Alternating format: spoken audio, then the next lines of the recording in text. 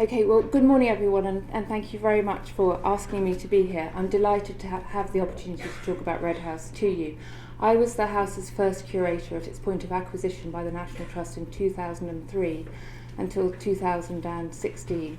And I left not because I didn't love my job, but for family reasons, and also so that I could have the time to write a book about the house in the 13 years that I'd spent there. And that book came out last year. And this is just a tiny snapshot of what's contained within that and what's contained within the house. William Morris first expressed his hope for a palace of art of my own in a letter of 1856, referring to Tennyson's poem, The Palace of Art, where a man builds a lordly pleasure house for his soul. I quote, "Full of great rooms and small the palace stood, all various, each a perfect whole, from living nature fit for every mood, and change of my still soul." Red House was the realisation of Morris's Palace of Art, designed as an artist's studio house for him by his lifelong friend, the architect Philip Webb. It was the only house Morris ever commissioned and owned, and was Webb's first independent work. When he moved in 1860, Morris was an exuberant young man of 26, a graduate of Exeter College, Oxford, newly married, independently wealthy, part trained as an architect, a published poet, and an aspirant painter, determined to forge a career as an artist.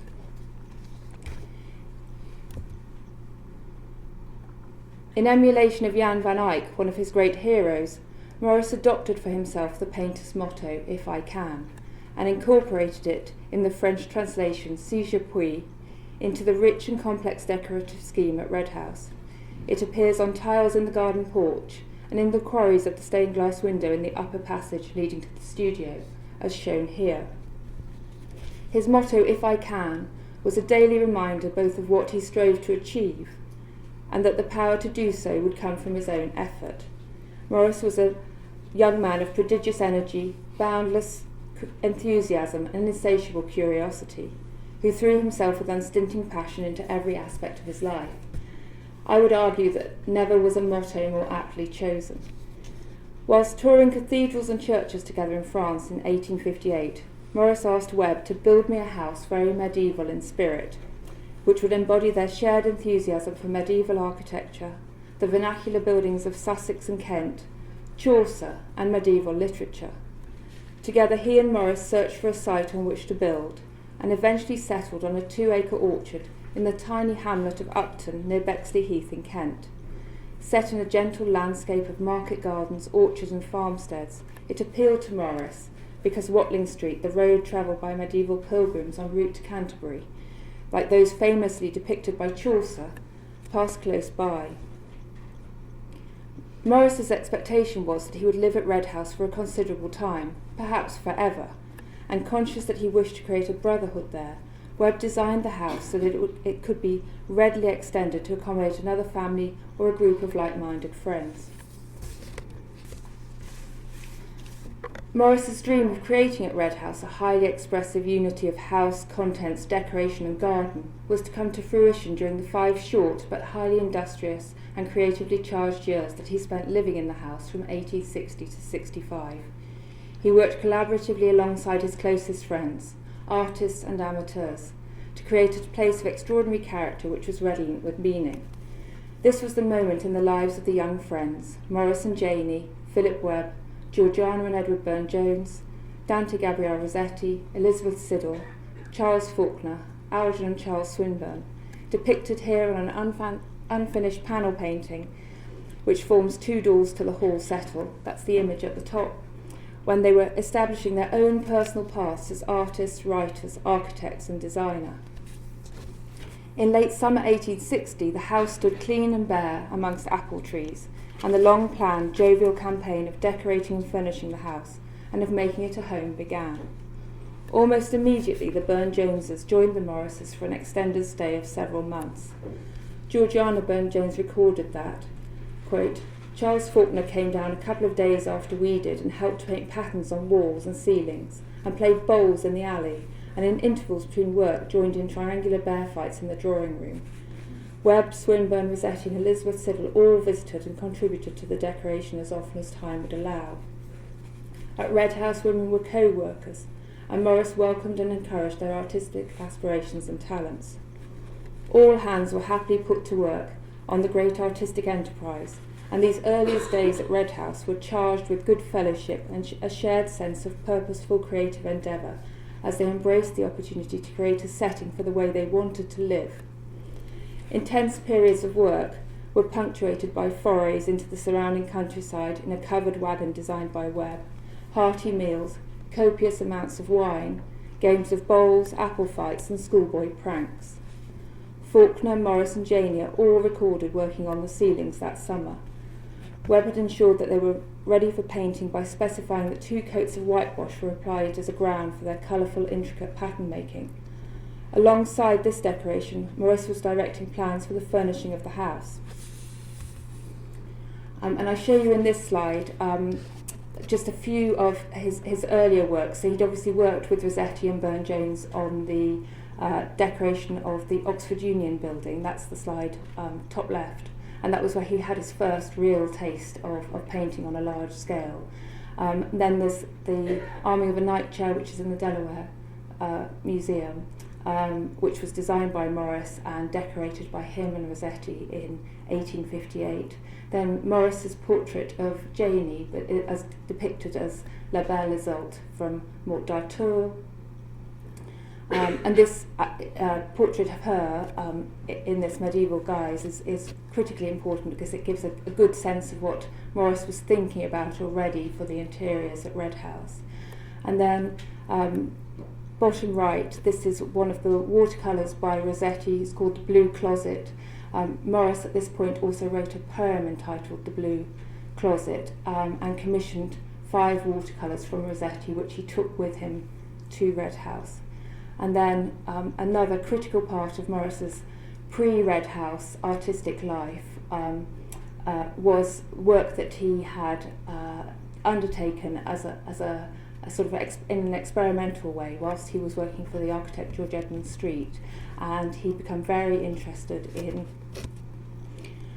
illuminating manuscripts, and this is a page that he made of Robert Browning's poem Paracelsus, and it gives a very good sense of his early pattern making and the skills that he had in miniature form that would come to the fore at Red House. The pieces that Morris brought with him and the pieces that were designed specifically for Red House spoke of their designers and makers' emergent ideas about art, beauty and fitness for purpose, and their shared love for beautifully made objects which looked to past traditions, reinterpreted for their own time, and which in their decoration fused references from art and literature.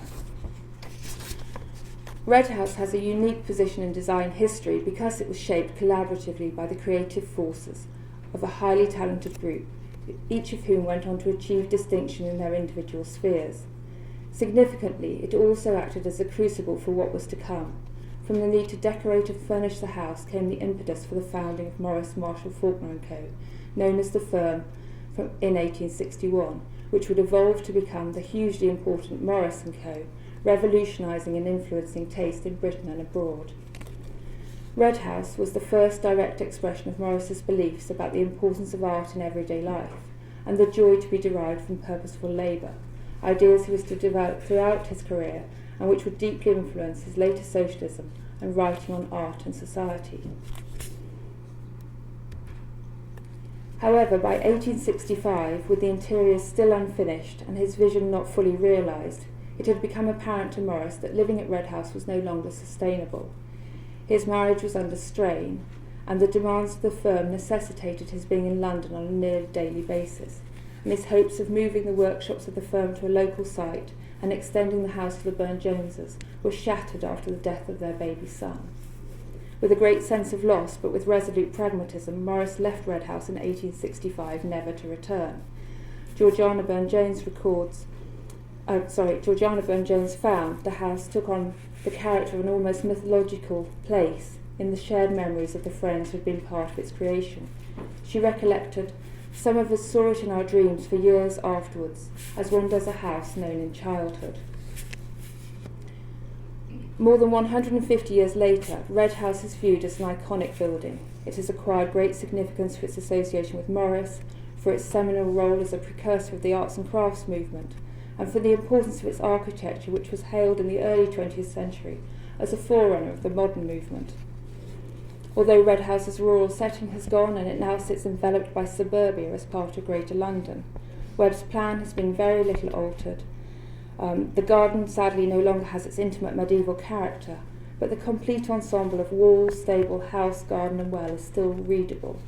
Inside the house, the taste of a succession of later owners and the ravages of time have led to more significant changes, and it has lost much of the colour and texture which was originally such an intrinsic part of its character. In January 2003, Red House was acquired by the National Trust, and a detailed programme of research began. This has revealed that Red House stands as a fecund source for reinterpreting Morris, his romantic medievalism, his influences, and the early domestic and church commissions of the firm for which it acted as a testing ground. So, what did it look like, and what was Morris's overall vision? It now takes a considerable effort of the imagination to visualise the interior of 1860 to 65. Architectural paint analysis of the wall surfaces and study of the painted furniture has revealed that the original decorative finishes have survived to a surprising degree, providing tantalising glimpses of the rich polychromatic interiors. These demonstrate Morris's love of earthy colours, flat patterns and figurative painting, and his burgeoning skill as a colourist, which was to come to the fore in the designs for the firm from 1861.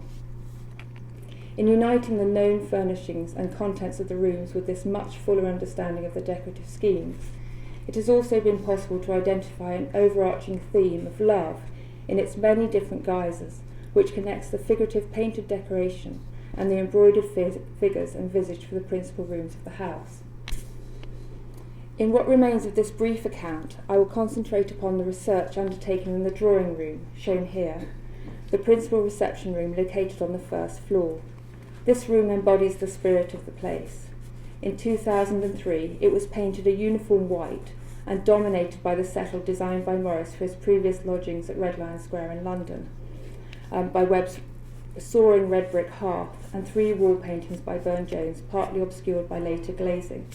And you can see, just see these wall paintings to either side of the settle on the far right. In the early 1860s, any visitor would have had the opportunity to experience the volume of the stair tower before entering the rich, glowing interior of the jewel-like drawing room.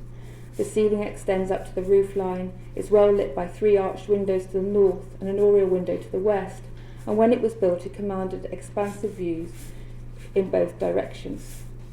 Recalling her first stay in the house, Georgiana Burne-Jones recounted that the dining room was not yet finished, and the drawing room upstairs, whose beautiful ceiling had been painted by Mr. and Mrs. Morris, was being decorated in different ways. The drawing room was, in effect, an artist's studio, and the artwork was the house itself. This was to be the most ambitiously decorated part of the house, with flower and foliate patterns on the ceiling, floral decoration above the settle, 7 scenes from the poem of Sir Degrevant to be painted by Burne-Jones at eye level on the walls, banded decoration with flower motifs to be painted around all 4 walls, the panelled alcove to the bay window to be decorated with gold leaf and repeating foliate patterns, the corresponding section of the ceiling to be decorated in a grid of circles within squares, and the settle to be enhanced by the addition of a 3rd panel painting by Rossetti depicting Dante's Amore, Dante's love. The resulting interior was complex and densely layered. It exploited the architecture to dramatic effect, repeating flat patterns but figurative wall paintings, which were positioned alongside panel paintings depicting scenes from literary texts which held potent meanings for Morris, Burne-Jones and Rossetti. Morris's great chamber was a paean of love. Was a paean to the constancy of love as expressed in the poetry of Dante, Chaucer, and the anonymous poet of the Arthurian poem, Sir Degrevant. So these are the wall paintings by Burne-Jones, which depict the 15th century poem Sir Degrevant, which is a great favourite of Morris's and Burne-Jones. Burne-Jones had intended to paint 7 of these scenes from the final section of the poem. He managed only 3 in the autumn of 1860, and you see here from left to right the wedding ceremony, the wedding procession, and then the wedding feast. And it's interesting to note that Sir Degrevant and his bride Melidor here on the left are he is clean shaven and she's a very attractive red-haired maiden. And if you look at the wedding feast at the far right, Sir Degrevant and Melidor have become William Morris and Jamie Morris, with coronets on their head. And this very much gives this sense of what Red House is all about at this point. It's all about it's all about personal relationships, and it's all about love, and it's all about the artists involved in creating these wonderful interiors, visualising themselves, thinking of themselves in character in these works by the anonymous poetess Degrevant, by Dante, and others. They absolutely relate themselves to the characters of the literary works that were so important to them and inspired the decoration of this room in particular. I'm running slightly short of time, so I'm just going to skip through to my next few slides. So this shows the three panel paintings by Dante Gabriel Rossetti. They show the salutation of Beatrice on earth and in Eden, and then the lower central one is Dante Amore. And so this is from the Divine, the Vita Nova, and shows again both Morris's and Rossetti's preoccupation with literary texts and with love in particular, and the need to express this in physical form in the decoration of this room. And then I just want to quickly skip to this slide, which shows what we revealed above the painted settle. So this section of wall above the painted settle was white. There was no hint that there was anything there when we began really uncovering the detail of the wall paintings in this room in about 2009, as Valerie mentioned. But what we now know that we have is a large expanse of a green painted wall with a rose pattern running across it, which, when you look at it alongside Morris's first design for a wallpaper for trellis, you absolutely see that this is the first thought of trellis. This is the precursor to one of his first and most popular wallpapers, inspired probably by the garden at Red House. The wallpaper is a collaborative work of Morris and Webb working together. And this room, the decoration of this room and all of its layering and complex character is really absolutely a testing ground for the first productions of the firm, and really can be read as being the basis for so much of what came later in Morris's own design life, but particularly in the design life of the firm. This is a digital reconstruction of the drawing room, which has put together all of the research that we've carried out over the last 10 or so years. It shows obviously every surface covered in pattern, so it's layered, complex, highly detailed, and then with this run of competing figurative schemes of Dante and the poem of Sir Degrevant placed alongside one another. And I think it gives you some sense of this extraordinary richness and wealth that there was in this house. This is just one room. There are several others. None of them has quite the level of complex painted layering that this one has, but we've discovered richness and new material and so many clues to Morris's later works in every space, and have been able to really tie the whole thing together to this overarching theme of love, and Morris really building and decorating the house as an expression of love for his wife, but also as an expression of fraternal fraternal love and friendship, because this is very much a collaborative place. He's the overarching mastermind, but there are many other hands here, and it's a place that you can't unpick all of these different hands because they don't sign their works, and so much of it is done in a kind of ad hoc nature as they visited from one weekend to another. And I'll just leave you with this tiny painted graffito, which we found in a little angle on the stair, so high up in the stair turret. And this 5 strokes of paint here I think absolutely embodies the spirit of this extraordinary place, the liveliness, the jokes, the hilarity, and the kind of ribaldry and experimentation that was so much a part of the early lives of the characters who I've mentioned. And just to end, I should say, obviously this is just a tiny snapshot. I'm sorry that I've run out of time, but the National Trust and Red House now sort of stands poised on the brink. This research is now very well detailed and documented. Obviously there are many unanswered questions, and hopefully more knowledge will come together to put together this still rather fragmented story, but there's so much evidence that we've revealed over the last 16 years that a decision now needs to be taken as to whether to leave the house as it stands, with paint windows and areas revealed that give a sense of the decoration, but a rather ghostly sense of what it was like, and it's tantalising and and rather frustrating. So it could be left as it is. It could be interpreted through digital images or some other media, or the opportunity could be taken to reveal the decoration that we know survives under lots of layers, and to possibly leave blanks where we don't know what was there, and to in effect recreate and restore it. The debate, I hope, is going to happen in the next year.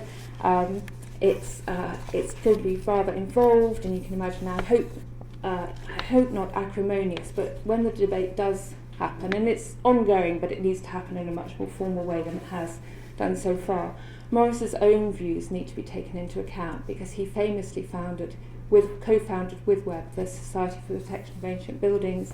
He was famously anti the restoration of buildings, especially churches and cathedrals, by rapacious Victorian architects.